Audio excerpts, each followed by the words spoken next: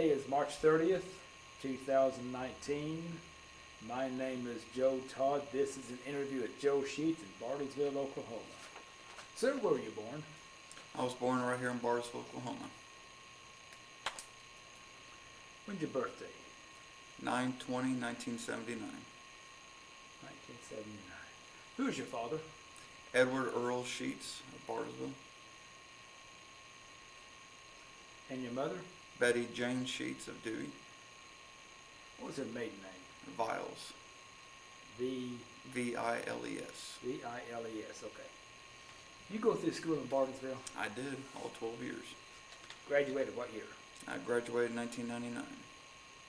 1999 from Bartlesville High School. Who was your favorite teacher? I would have to say my 8th grade history teacher, Mr. Morrell. He was an instrumental part of teaching me a lot about my love of history. And that was at what school? Central. Central. And he taught you about history and all this? Oh, he taught me a lot about history and just the way of teaching, and I just learned so much that year. So. Yeah. What did you do for recreation in high school? I worked. Where'd you work? I moved out of my mom and dad's house when I was a junior in high school, so I spent my 2 years of high school working full-time at Walmart Tire Lube Express.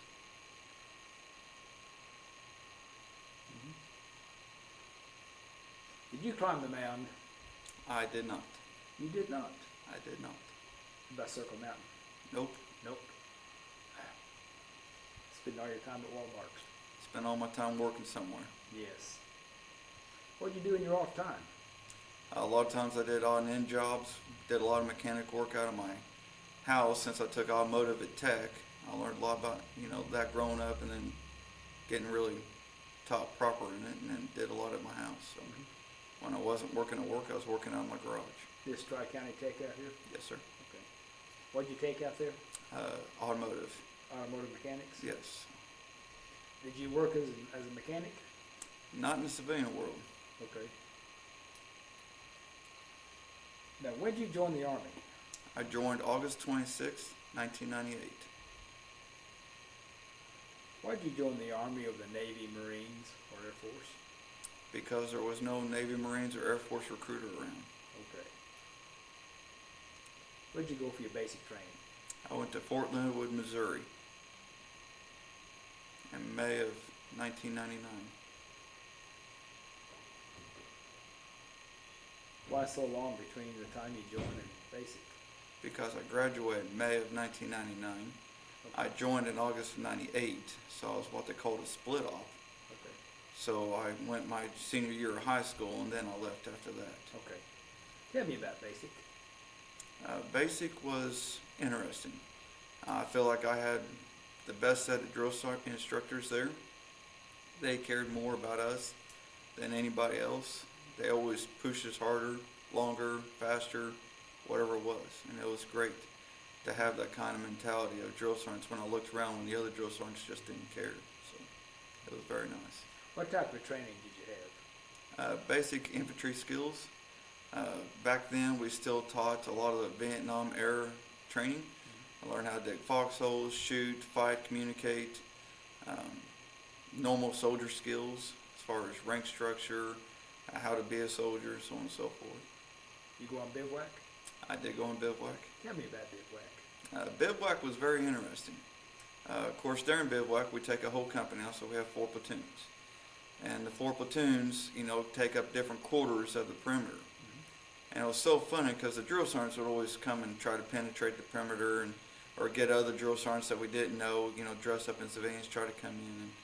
And this one particular day, we had a drill sergeant come in and started speaking Spanish, not realizing that one of the ladies that was with us was Puerto Rican, so she started talking Spanish to him, and he just kind of threw his hands up and walked away. So it was very, very interesting. But something about that was very, very touching. I've always tried to do with my guys growing up.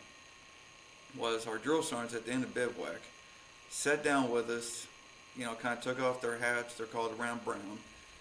Put them beside. And there was 4 drill sergeants. Had Drill Sergeant Brown, Drill Sergeant Washington, Drill Sergeant can't believe I forgot them, Dawes and Drill Sergeant Walker. And the female Drill Sergeant Washington, she was very sentimental about what she did.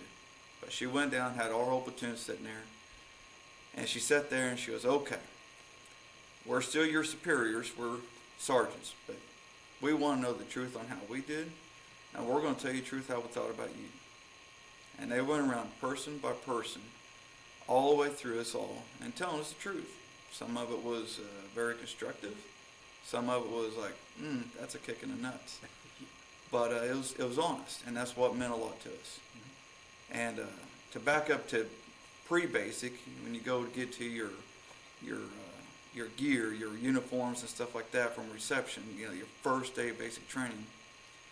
Back then we had the old computer paper that came out all in one long piece.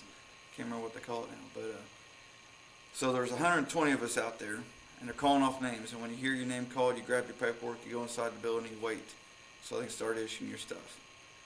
Well, out of the 120, my paperwork was not there, and I'm standing outside with about 15 drill sergeants, all yelling at me, telling me I don't know my name, calling me anything from the scum of the earth to the dumbest person I ever met. And Drill Sergeant Washington that day flipped over my ear case, because that's how they identified what platoon we'd be in, went off on me because I was in her platoon. And just told me that I was going to be the worst private she ever had, this, that, and the other thing. And, so I was a guide-on bearer from day one. I was the only guide-on bearer through the whole way. So now back to the bivouac. And she gets to me, and she's sitting there, and she just stops everybody. And she goes, private sheets. Private sheets. She goes, let me tell you, from day one, when I sat there and you were the only person out there and you never quivered, you never cried, you never broke, you just sat there. And you took all of us on it because we didn't have your paperwork. She goes, I knew you was going to be a good private. I know I didn't tell you that, but I knew it. She goes, I got to know something. How did you do it? She goes, everybody that's ever happened to has always broken, just broke down. And I looked back at her and I said, well, man, Drill Sergeant, it's like being at home. You remind me of my mom. So it was a fun moment, and it was a sentimental moment between me and my instructor. Yeah. So very good day. Basic lasted how long? 10 weeks. What's your most vivid memory of basic? Probably that one moment I just Yeah. explained. Yeah. Okay. The shooting was natural to me. I was a top shot in my company that year, or that cycle, and I was actually selected to help train the ones that couldn't shoot. In fact, we had this female Private Jackson who just could not shoot the broadside of a barn, but you have to qualify in order to move on. And Drill Sergeant Brown, who was actually a big old white guy, and that guy was probably 6'6", just huge. They always try to teach her how to hold the forward grip, hold your pistol grip, and fire. Well, she was so short, she couldn't do it. So I sat out there and trained her how to use the front of the magazine and the pistol grip to stay forward on. And she came back, she gave me a big old hug the next day because she passed the BRMs. So it was a good day. After basic, where'd you go? I went to Fort Jackson, South Carolina. What'd you do there? I did a 63 Bravo, is what it used to be called. Now it's 91 Bravo. It's a light wheel vehicle mechanic school. It again is 10 weeks long. What vehicles were you working on? Anything on the ground. We learned anything from 125 GPM pumps all the way up to the HET, which is the 125? gallons per minute, the little pumps, Oh, the pump, yes.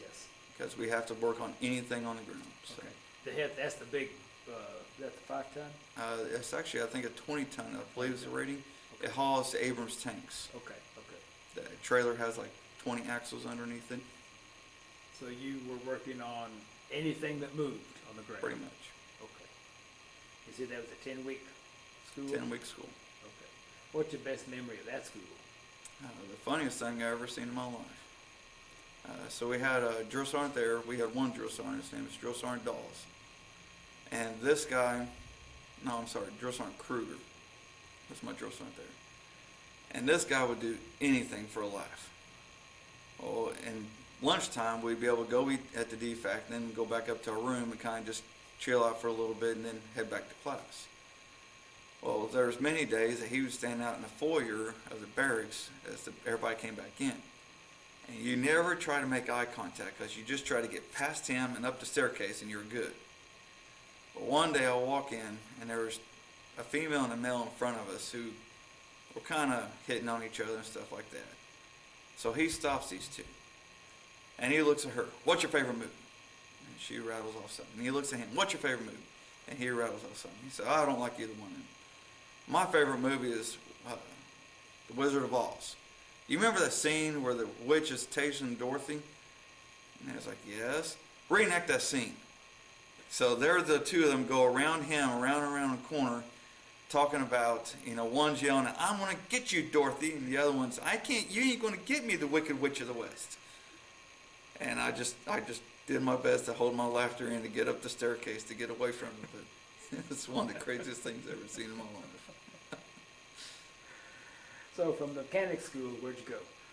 I was national reserve, so I just went back to my reserve unit, back to my civilian life, doing 1 week a month, 2 weeks a year. Okay. Now, were you called to active duty? I was. When? I got my first call on Valentine's Day, 2003. I was working second shift at Schlumberger here in Barnesville. And I had just gotten to work and my cell phone went off, but I was sitting there talking to my boss, so I didn't answer my phone. Me and my boss got done talking. I went onto my area, looked at my phone, and it was the unit. So I called them back, and they gave me the code word for deployment. So I immediately locked up my toolbox and walked back to my boss's office. Well, by that time, someone had already called him, because that was my second line of communication, and told him. So we kind of just met right outside his office. He said, "Well, looks like you're not going to be around for a while." Now, what reserve units in Bartlesville? I was not in Bartlesville. I was stationed in the 1011th Quartermasters out of Independence, Kansas. 1011. Yes. Quartermaster. Okay. So, where'd you go? We went to Fort Riley. That was our deploy site. We was there or actually went to the unit for a little more than a month, I think it was, and then we went to the deploy site for, I think it was 45 days. And then I went to Balad, Iraq, or Camp Anaconda, Iraq. Where in Iraq? Balad, Balad. B-A-L-A-D. B-A-L-E-D. Military knows it as Camp Anaconda. Camp Anaconda. That was an air base. Yes. How'd you travel to Iraq? So when we went into Kuwait first. That's Now, where we. how'd you get to Kuwait? Okay, so we flew from Fort Riley. Fort Riley to Atlanta, then Atlanta, civilian charter flight to Kuwait. We were picked up from bus from the Kuwait airport to, I don't remember, I think it was Camp Victory. I think it's what the camp was called. Then we waited there for our equipment that was on a boat to reach us. We unloaded equipment from the port, and then my unit actually went north into Iraq before I did. I was the only one in the unit that was qualified on every piece of equipment, and I had two wretches, which is a 50,000 pound forklift to hold the containers, 20-ton crane or 22-ton crane, and a 10,000 pound forklift that they didn't have the proper MHE to move it north.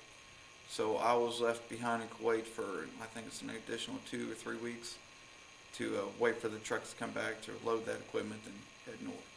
I'd like to ask, when you're getting on the airplane in the States, heading to Kuwait, what were you thinking? You know, that's a very difficult question. You think of a lot of things. Of course, this is post 9/11, so you think of everything going on in the world. You think about your family. At the time, my wife and 2 kids was at home. My son was 4, my daughter was 2. I don't know. It's hard to think about what you're thinking. You just put one foot in front of the other. You trust your buddy beside you, because at that point in time, that's the one thing that matters. And you just go. Now, if the port was at Kuwait City? I believe so, yes. Okay. So you head north. So, How'd you get to your unit? so when we loaded the heads with the equipment, I actually drove a Humvee from Kuwait all the way to Balad. One of the worst things I ever encountered in my life because we had no doors, we had no air conditioning, of course. It was so hot, we stripped down to a t-shirt, and the road was so bad, there was a sandstorm that you couldn't see the truck in front of us. And I would go by sound because the big hits, they rattle so much with the big gates, big equipment, and stuff like that. I could hear the rattle. Well, when I couldn't hear the rattle no more, I would speed up. When I could hear the rattle, I would slow down. And that was my judge. And when we finally hit the pavement where we got out of kicking up so much dirt, I was like 6 feet from the truck in front of me. And then the head behind me was about 6 feet behind me. So I would have been squished if they would have not been able to see each other, which I don't know how good their view was, but mine sucked. How long did it take to get up to your unit? I think it was, I believe we did it in one day, but I think it was close to like a 20-hour trip, if I remember right. Because we got started real early that morning, and it was way late when we got to Camp Anaconda. Now, what part of Iraq is Camp Anaconda? It's about, military speed, about an hour north of Baghdad. Okay. Because in Kuwait City, there's a interstate highway north. It's called Highway 1. Yeah. At the time, the southern part of that highway was destroyed because we destroyed it. So a lot of the roads that I was just talking about was still dirt Okay. or getting repaired. Okay. So what'd you do at Camp Anaconda? So my specialty, I did vehicle recovery. So I had a 5-ton wrecker, and I drove that wrecker every day, 7 days a week at first, and I finally went down to 6 days a week. At first, I was doing missions on base. They were pulling up because we built Balad, I think it was the late 80s, and gave it to the Saudis, or not Saudis, but the Iraqis, Saddam, way back when, because we was friends with them, I guess you'd say. So, we were there picking up a lot of stuff, moving a lot of stuff. When we invaded, of course, we blew up all the aircraft that was there. We did a lot of damage to that base. So we was moving a lot of the junk, putting out in the boneyard, just away from everybody. Did a lot of just loading and unloading because my wrecker had a pivotal boom on the back, so I could load and unload because there was only 2 cranes on base. It was that 22 crane, mine, and one other civilian one. So we did a lot of movement like that. After that, I started doing vehicle recovery. I went from Anaconda to Baghdad, or Anaconda to Mosul, which is way up north, and sometimes a triangle. Sometimes we go from Baghdad all the way to Mosul, then back to Anaconda. Now, what vehicles were you recovering? Anything that was blown up on the side of the road. Okay. A lot of times that we were picking up, our truck and our convoy. I ran with a unit, it was a 5-ton truck unit.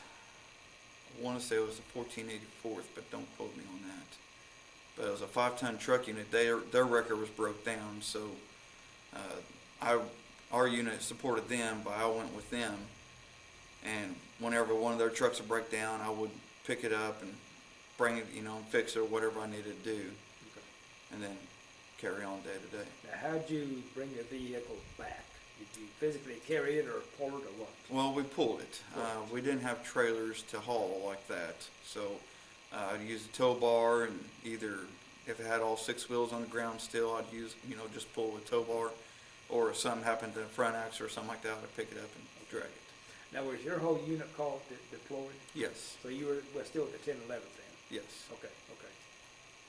yes. At that time, they still did complete unit deployments. They didn't do the modular system like we do now. Have any contact with the local people around Camp Anaconda? Not around Camp Anaconda.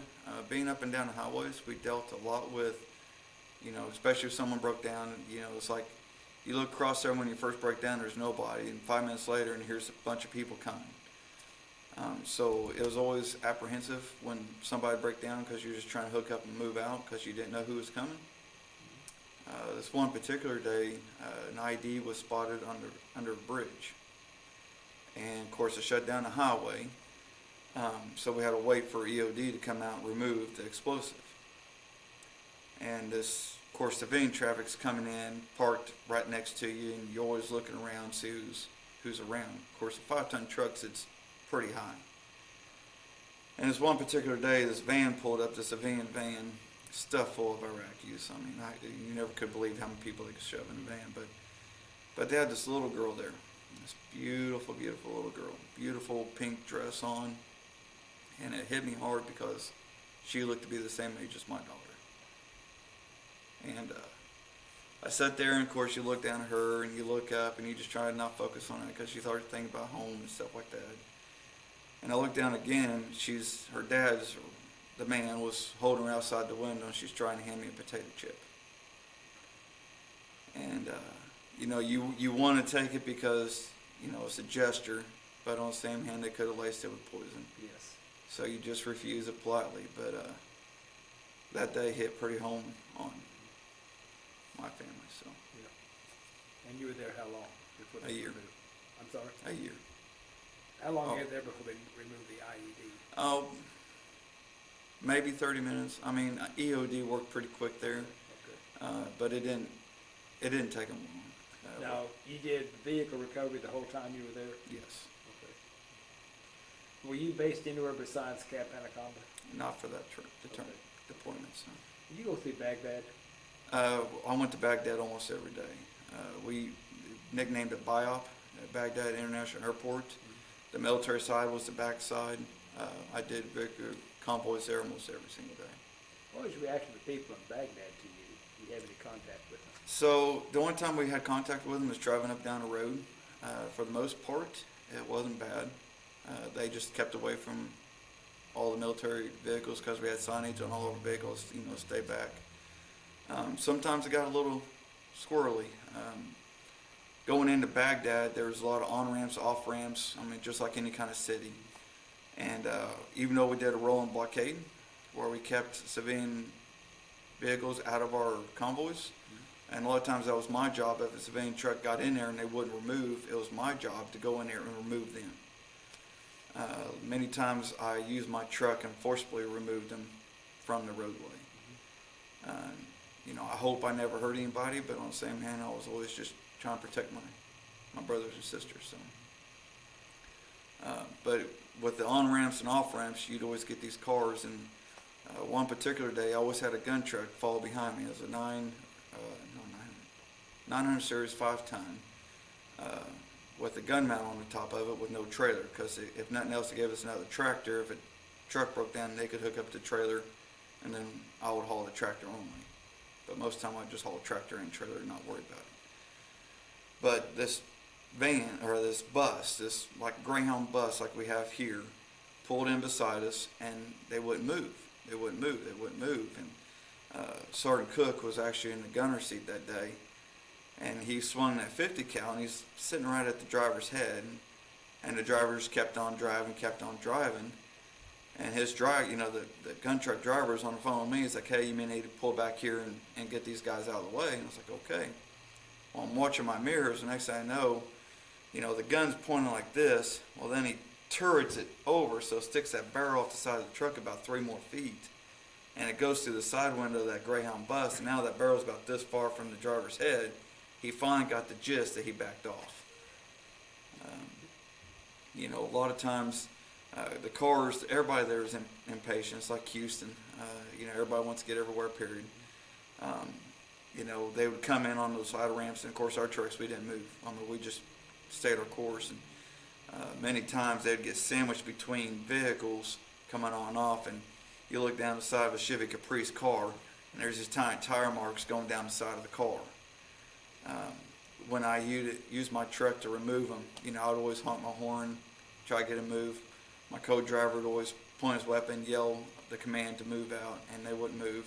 Then I would just bump them off the side of the road and get them out of the way. So Overall, were the people, they have a favorable attitude toward the Americans, or unfavorable? Or could you tell? I couldn't tell. They weren't shooting at us for the most part. The only time we were shot at, we had one IED go off on the convoy. It went off near the end of the convoy, so working from the back forward, there was a gun truck, there was me, because being a record support, you always want to be in the rear. And then there was tractor trailer, gun truck, then 5 more tractor trailers and front truck. And the IED went off right in front of the tractor trailer, directly in front of me. It was so large that it knocked down one of the big power lines. I'm not talking about like your normal residential, I'm talking about like out of the power fact company power lines. So we had a live line on the ground. The tractor trailer in front of me stopped because they couldn't see. They didn't know if anything was blown up in front of them. I pulled up next to them because they had a radio in their truck, and the bed of my truck was all steel. So I would use the bed of my truck to protect the radio guys, so because we started receiving small arms fire from a little village on the right and a plant that was on the left. And then of course the gun truck was behind us. And I returned fire on the left to the factory, and my co-driver returned fire to the right. And just as soon as the road was clear and we could see it was clear, you know, we just moved on out, caught up with the convoy, because the convoy was not, you know, the training was do not stop. The stupidest thing I ever seen is the center gun truck left the convoy out of protocol, came back, ended up shooting his own mirror out because the guy was so stupid, but hey, whatever. And then anyway, we rolled on out, got back to base. So when you sit down on your cot, that you realize what you just went through. You know, nobody got hurt, nobody got injured. So, What's your best memory of Iraq? so I got baptized while I was there. The Tigris River is right there behind Camp Anaconda, and I got baptized in the waters of Tigris. So, pretty pivotal moment in my life. Did your chaplain baptize you? My chaplain did, Chaplain Charsky. Last I heard, he's still serving today. Was he in your unit? No, he was with the headquarters unit that ran the base. Okay. So he was based in Iraq then? Yes. Okay. Well, based in that, I mean, he was with the active duty unit that revolved out. You know, you always have a battalion or brigade in charge of a base, and then we just fell underneath active duty units. What when we were unit there. was there? I do not remember. Okay. At that point in time, my sole purpose was pick up Yeah. blown up stuff, so I didn't care who this is. What's your worst memory of Iraq? One morning, early in the morning, it was actually on a day off. I wasn't supposed to go out on convoy. My motor sergeant, Sergeant First Class Colson, came to me and woke me up out of bed and said, "Hey, I need you to get your gear on, I need you to get your truck ready and get ready to go." So, didn't know what was going on. Jumped up, got my gear, got out there in my truck. Of course, by this time, other people are stirring. It's like, okay, what's going on? And everybody's asking me, like, I don't know. I'm just doing what I'm told. I'm getting my truck ready. And go out there, fire up my truck, get all the air brake, air system all powered up. I'm ready to go. And then he comes back to me and says, "Hey, we're on standby. They may have already got it pulled in. The convoy outside the gate already had a record support with them." And I'm, of course, asking what the hell's going on. And so that particular morning, we had a section of our unit called QRF, Quick Reaction Force. And they worked with different units who their gun trucks are broke down or whatever, and they would go provide support for that convoy going out. We had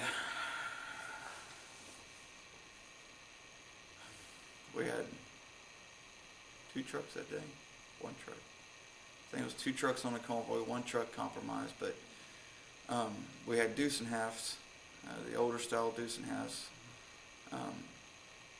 And of course we didn't have up armor, we didn't have plating, we didn't have anything. We did the Vietnam era, we sandbag our trucks. When you sandbag them, that means you put in the perimeter of the bed 4 foot high sandbags. Well, when you do that, you add a lot of weight. Well, I drove in that truck before with that weight, and I flat out told my commander it's the most unsafe thing I've ever seen in my life.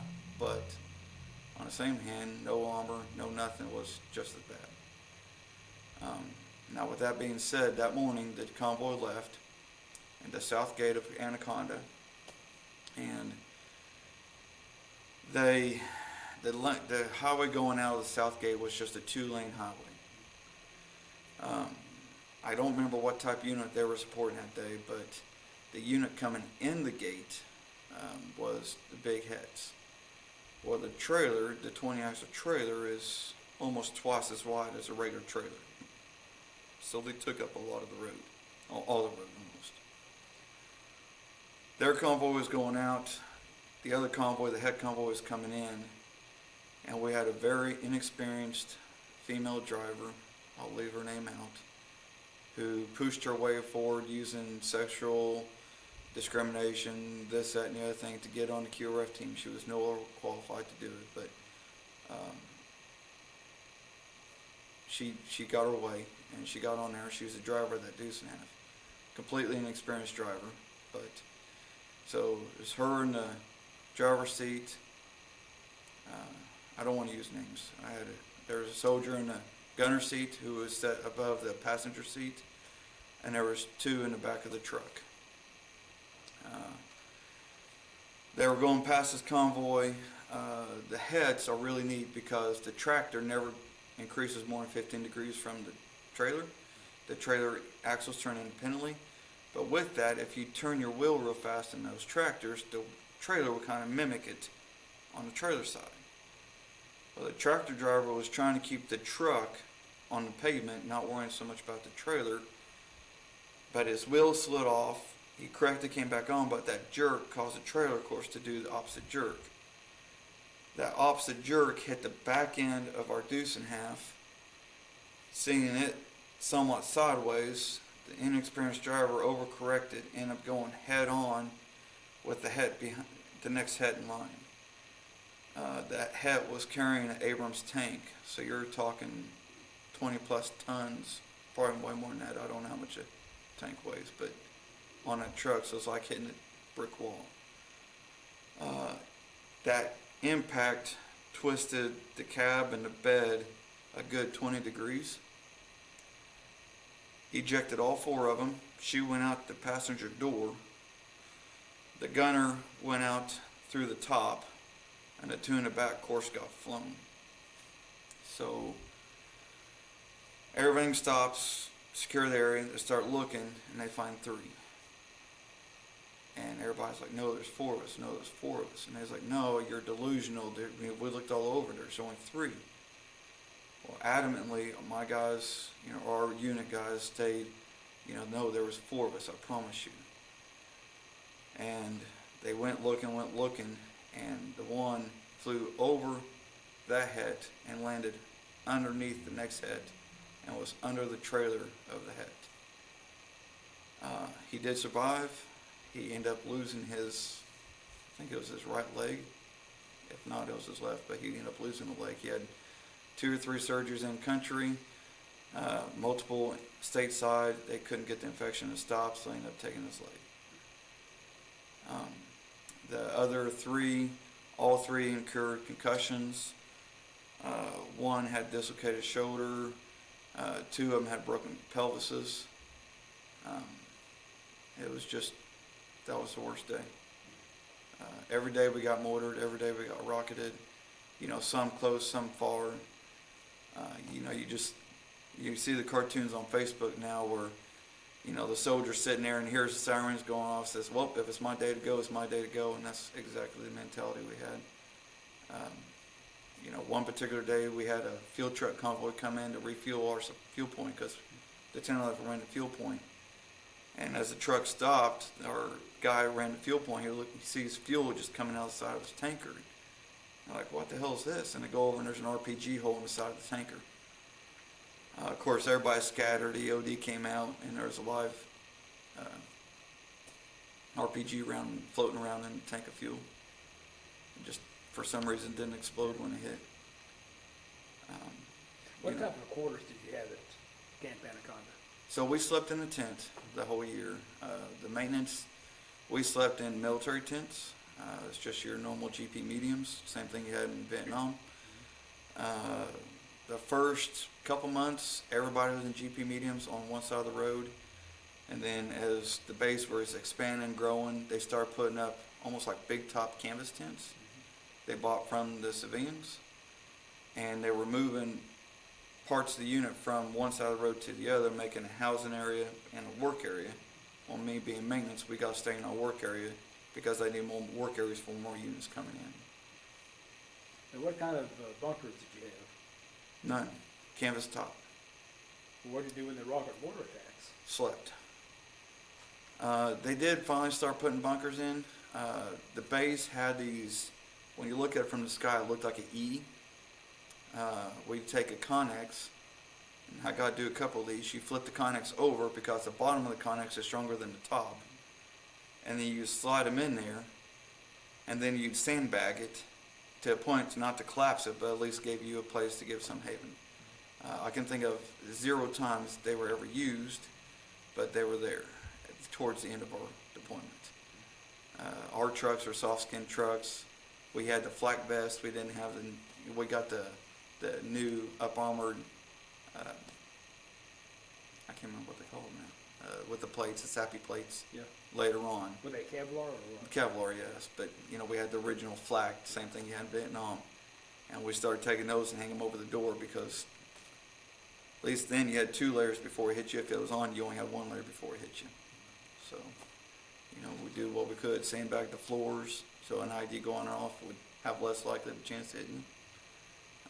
Just do our job. So you spent 1 year in Iraq. Yes, sir. Tell me about coming home. So coming home was fun. I didn't get to come home with the unit. I came home medical. So the unit came home, went through Fort Riley. They had a really nice presentation for them. The town people of Independence, Kansas did an awesome job. I got to see the videos and the pictures and really welcome home the unit right. So Why did you come home? I came home medical. I went home through Germany. Well, medical. What happened? My back.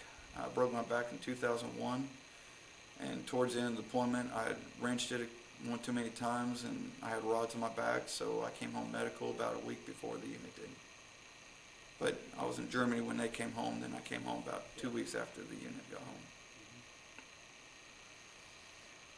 What did you think when you first landed back in the United States? Well, for me, because I was a medical, I didn't come home with the unit, so there's no grand parade, there's no welcome home, there was nothing like that. When I flew home, I went to Fort Riley, did my out processing. No, I take it back, I didn't go through Fort. I went through Fort Hood, not Fort Hood. What's that medical hospital in Texas? Brooke, San Antonio? San Antonio. Yes. I flew home from Brooke there. Army Hospital? Yes. They did my out processing there, and then I just flew to Tulsa by myself. My wife and kids picked me up, and then it was just trying to get back into civilian life. You go back and work at Schlumberger? I did go back working for Schlumberger, yes. You called to active duty again? I was called, of course we were notified in 2009, and then 2010 through 2011 we went to Afghanistan. What happened? So when I was called up the second time, Was it the unit again deployed? it's a different unit. At this time I was the commander of the 481st MCT, Movement Control Team, 481st? 481st, Where's that located? here in Bartlesville. 41st? Movement Control Team, MC, MCT, MCT, Movement Control Team. yes. Okay. So, tell me about going to Afghanistan. So prior to that, you need to start with the unit. The unit was a brand new unit. It was only maybe 2 years old. I was the commander. I was a CW2 at the time. I had CW2, Chief Warrant Officer 2. Chief Warrant Officer, okay. Now, when did you get your commission as a warrant officer? September of 2007. Okay. So we looked at the unit, and I had nothing but kids. I had one E6, one E7, and E3 and below. I went in there, and I brought the whole unit in. There was 19, I believe, at the time, 18 maybe. And I told them the flat honest truth. speaking to the kids. That's how I look at it, because that's what they were. I told them, I said, I want you to look around. Some of you will not be deploying with us. One of you will be married. One of you will be divorced by the time we get back. And one of you will be pregnant or have a pregnancy in your life. And of course, all of them laughed at me and said it wouldn't come true. And unfortunately, 4 out of the 4 came true. My E7 did not go. My E6 did go. I ended up incurring 5 more E6s who all promised E7 for the deployment, which only one got it, which of course just created a lot of consequences in the deployment. I had one soldier get thrown in jail right before we left because he had anger issues. I won't go into that. I had one soldier have his buddy break his arm with a baseball bat, so he wouldn't be able to go. I had 2 soldiers get married, and one of those ended up getting his divorce papers before we got back home. I had a captain come on board who, because I was commander, she didn't want me to go. And I refused to not go because if I would have left, those kids would have had nobody there for them. Because every higher ranking person was there to get the next rank. They weren't there for them. And I told that to the 1-star general at the 4th ESC who we fell under. No, what? 4th ESC. Okay. What's the 4th ESC? So it's a Sustainment Command Expeditionary is actually what that stands for. They're out of San Antonio, Texas. I just flat told them, I said, I will go if you let me. And I explained the situation. I said, if I don't go, there's going to be no one looking out for these kids. So I deployed with them. Had a very rough deployment that because of the politics of the unit. The E6s were all bold-chested to show they deserved the E7 because there's only going to be one. They found out later. The commander who still hated me the whole time I was there tried to ship me off to battalion, which was up in Bagram. End up, because of what was going on, call it mutiny, I guess, but the unit finally stood up to her and flat told her that, for the things that she had done, if she didn't leave, they would take her forward to the command.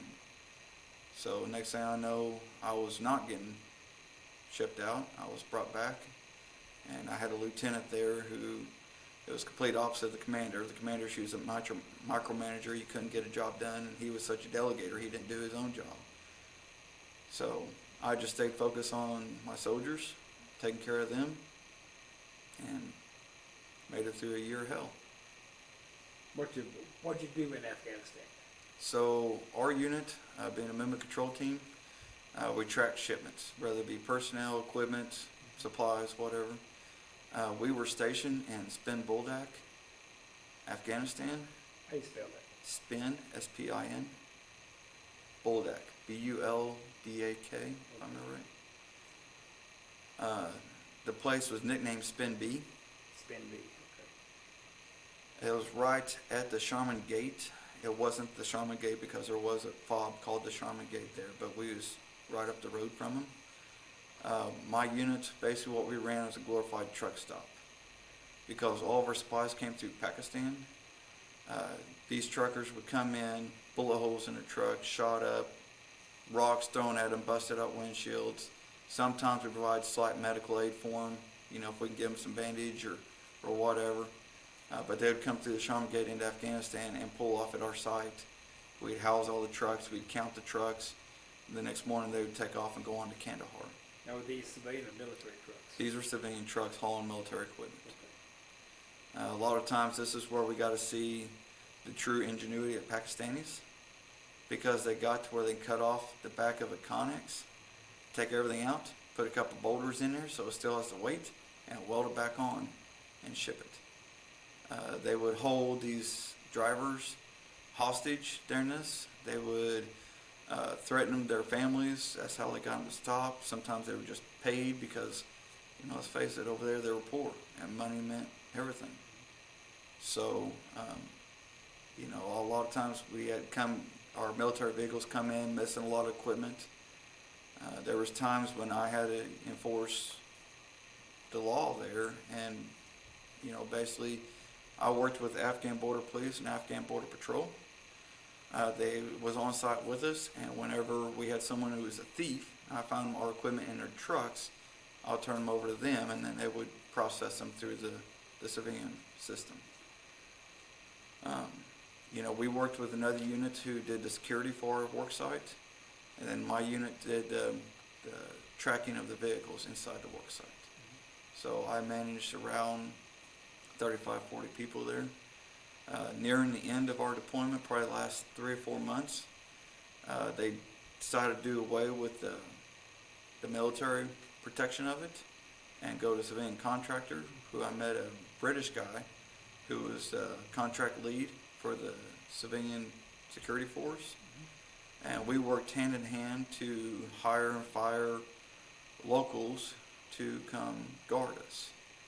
And let me tell you, the strangest thing you ever get is when you hand an Afghani an AK-47, teach them how to shoot, and hope they never turn around and use it on you, because over there that's how most people died. Near the end of our deployments, when that general got shot and killed, if I remember right. If it wasn't a general, it was another instance just like that, but it was difficult. It was my job to train them how to shoot. So we take them on spin bulldog on our range. I would have 20 firers at a time, have 20 weapons there so it was secure, give them a magazine of ammo, and teach them how to shoot. One of the strangest events that ever happened there was we had this one guy, we tried to teach him how to shoot. I have a interpreter right next to me. He was my right hand. And as I'm instructing, he's translating. And he's sitting there telling him how to look over the back sight to see the front sight. Dang, well, he wouldn't do it. He'd just look at the front sight and never at the broadside of the barn. Well, finally, he jumped up like he was going to, he was probably just mad. He didn't grab his gun or anything. Of course, I had my gun trucks there. They all point on him, so he knew not to do anything. And he kept blaming the weapon system. So I picked up the weapon system, fired however many rounds was left in the magazine, and at 50 meters held a shot pattern pretty darn close. Well, the whole line just got silent. And everybody, we kind of just finished out the day, but it was a totally different atmosphere. Well, at the end of the day, the security lead, the contractor, took them all back to the work site. They went to bed, I went to bed. Next morning I go out to the work site, and it's like I had the plague. I walked through their base. I always checked on them every morning to make sure everything was kosher. I'd go visit with my contractor and make sure everything's good with him, because he lived there with the contractors, and it just didn't feel right. Nobody said a word to me. When you say, they say, "Hi, Chief," or whatever. Nothing. So I went and got my interpreter, went and started talking to him. I said, "You need to find out what's going on." And he went around to several different groups, and he came back and he said, Chief, you good, you good. And I was like, "What do you mean I'm good?" And he explained to me that over there, when you're in the military or when you're in the police or whatever, your rank is determined by how well you shoot. Well, when they seen how well I shot, I held status of general with them. So they didn't talk to generals. Yeah. So it changed the atmosphere tremendously over there. And it was nice. Along with that, I did everything I could. I provided them power, got them generator support. We built nice guard towers. Me and I can't think of his name now, but a couple of sergeants from battalion came down. They just wanted to get away from battalion for a while, so they came down, and me and them sat there and built guard towers for about 2 weeks straight, and put up guard towers and water and everything else. So. What type of quarters did you have in Afghanistan? So they called them chews. They're like a 20-foot container, not a shipping container, but they were civilian made. I believe they were made in Europe and shipped down here. What are they called? Chews. Chews. It's like a 20-foot container, but they're collapsed when they ship them. And then when they get on site, they erect them, and then you can pick them up with a crane and set them in place, and you can stack them, I believe, up to 2 high. I don't know How do if you they, spell that? CHU, I believe. CHU. I don't really know. Yep, okay. But that's what we slept in, and usually they're 2-person quarters, 3-person quarters for lower ranking. It was nice. I had air conditioning and stuff, so wasn't bad. Have any trouble with the Taliban in Afghanistan? So luckily where we were, the only time there was any violence, it was national to national. There was a general lived up on a hill back behind our work site. His name was General Razik. Self-made general, I guess you'd say. He was a landowner. That's who we purchased the land from. And we had Blackwater about 2 clicks behind our base at the bottom of the hill. So that was our quick reaction force if anything happened. But usually there was a couple times when gunshots would go off in the town because we was right there on the edge of town. Or I think there was one day we had an ID go off. But it was always one family against another family. It was never against the green suiters. So, many times we would all suit up and we'd walk across the street that had an open air market. We would try to do things to just present ourselves as friendly people. We would go buy stuff from them just to spend the money with them to help them. We got our bread from them. We'd buy lambs and chickens so we could have barbecues and stuff for morale for my troops. Vegetables, oh my God, we had so many vegetables over there, it was great. But we tried to keep that open communication. Did it work? For the most part, I mean, if they ever heard of something that was someone targeted, they would come talk to us, so it was nice. They didn't want to lose that income. Of course, our base is right across the street, so they sure didn't want to happen right there, because they might get hurt. So, one of the coolest things we did is I actually got to come home on Christmas Day that year for leave. So while I was home, even though we didn't spread the word of Christmas, I called on many of my friends to buy toys. Not Christmas toys, just toys. And so I took 2 duffel bags of toys home back with me. So now we're in the first week of January, or maybe the second week. But anyway, I go talk to my AVP, we call him Cuckoo, that was his name. And I told him, I said, I want you to go out and round up as many kids as you can, ages 14 and below. I said, please understand it's not nothing bad. And I explained to him what I was going to do. And he's like, oh yeah, that's great, that's great. So he went and round up, 20, maybe 30 kids, and brought them on there, and I grabbed all my soldiers, and we all just took turns, picking a toy out and giving it to a child, and showing them how to throw a frisbee or different games, like the ball with the mitt with the Velcro on it, just teach them different games. So it's a fun day. What's your best memory of Afghanistan? Honestly, probably just that moment I just spoke of, because over there, you're always trying to look at who you're changing them for. You're not changing them for that 60-year-old man who's been in war for, 59 years of his life. You just can't change his memories. So you do it for the kids. You do it because you want them to have a better life. So hopefully there's no more death and destruction in their life, and to have a positive reaction with the green suiter. So it's always about the kids for me. What's your worst memory?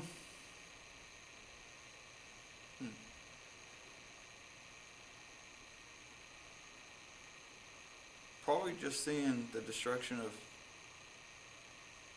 people against people. A lot of times it's just green suiters against green suiter. What I spoke of earlier with the E6s, there's a lot of backstabbing. Looked at, I did a lot of watching that deployment. Of course, I was higher ranking, so I didn't have to do so much doing. And I watched guys that were best friends at home become bitter enemies. I watched guys who never do certain things at home, start doing some pretty stupid stuff overseas. I watched some people better themselves. I had one soldier who enrolled, we had internet there, so he enrolled in college, and I believe he finished a degree while he was there. I watch marriages crumble to nothing. I watch immoralities. It's just part of war, I guess you'd call it. Learned about things when I got back that I didn't even know happened while I was there. So, you know, I think if I deploy again, I'm going to be focused more on watching for that. Yeah. So tell me about coming home from Afghanistan. So we came home. You know, back up for 1 minute there. The going away, my hat's off to Bartlesville. They gave us an amazing go away. Of course, I was still a key communicator for Bartlesville because I knew everybody here. I went to the city community center here, and I told them I would like to host a going away, you know, kind of a farewell for family and friends. And at first, you know, it's like, well, we got to charge, you know, we don't do menus for free. And, you know, by a little bit of communication, whoever was in charge said, no, we ain't charging you nothing. What do you want? You need a stage, you need a sound system, you know, how many guests are we going to have? What are we going to have? And, you know, they let us use that front room in the community center, set it up amazingly, had this wonderful going away party for things going, you know, the city mayor came in, spoke, the fire department actually did this cool thing, just like when fallen firefighters for the funeral, they put the 2 ladder trucks up and draped the flag across, and as the buses pulled out, you know, just gave us that honor as we left. And when we got back, it was just about the same. You know, we didn't have a parade as such, but it was a very open, warming welcome back to Bartlesville. You know, one of the hardest things for me when I left that time, that morning we left Bartlesville and we was going to Indiana to our deploy site. At this time I have 3 kids. So my oldest 2, you know, they're about 10 and 8. And my youngest one was 2. So it always seems like I always leave when my kids are 2. My youngest one woke up and didn't want anything to do with Dad that day, you know, just that mood. And had to really push hard to get a kiss goodbye. You know, my oldest 2, they came out and helped me put the flag up that day, you know. Yeah. You okay? Yeah. So you go back to Schlumberger again? No. Yeah, well, yeah, I did, I guess you'd say. I was actually laid off, and before I left.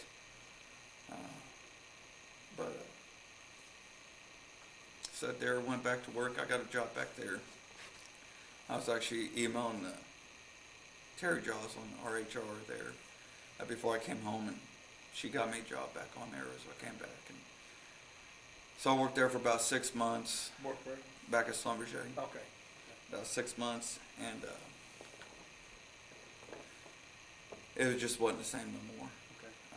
You know, being a union shop, you're a number, and at that time, because I was gone for more than 2 years, I was had to start over. So what for me? So when I came back, I worked there until December. Then I quit and went on to a new job. So. Would you join the Army again? I would. You know, it's funny. The one thing I'm married to longer than the Army is my wife. I married her in July of '98. Joined the military in August of '98. The things I've learned, the things I've seen, the things I've done, the people I've met. You know, I've been in, I believe it's 13 or 14 different countries now. Climbed on 2 sets of pyramids around the world. Just the people, the things, you know, a dumb old redneck from Bartlesville, Oklahoma, you know, don't have that opportunity. What pyramid did you climb on? I've climbed the Mayan ruins, and I've been in Egypt, and I've climbed, well, I shouldn't say climb, I've went into and seen the 3 main pyramids there. Yeah. Did you get to Ur in Iraq? Get to where? Ur, where Abraham was born? No, I did not. Ziggurat of Ur? I did not. Wanted to. I was in charge of her. Oh, yeah? That's cool. I'd like to do a word association. I'll give you some words and you give me your reaction.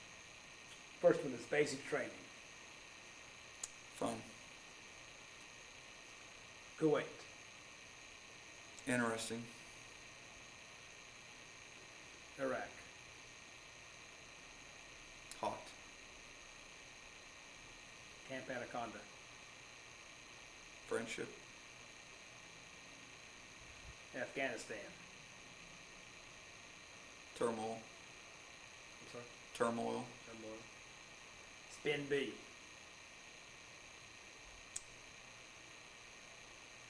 Heartache. Vehicle recovery. Difficult. Bill Clinton. President. George W. Bush. President. Why were we in Iraq and Afghanistan? My job told me I was going to be there to support American forces. It was not my job to depict why we were there in the first place. Okay. Well, sir, this is an excellent interview. I want to thank you for your service and thank you for the interview. Thank you. And again, this is March 30th, 2019. My name is Joe Todd. This has been an interview with Joe Sheets in Bartlesville, Oklahoma. Thank you.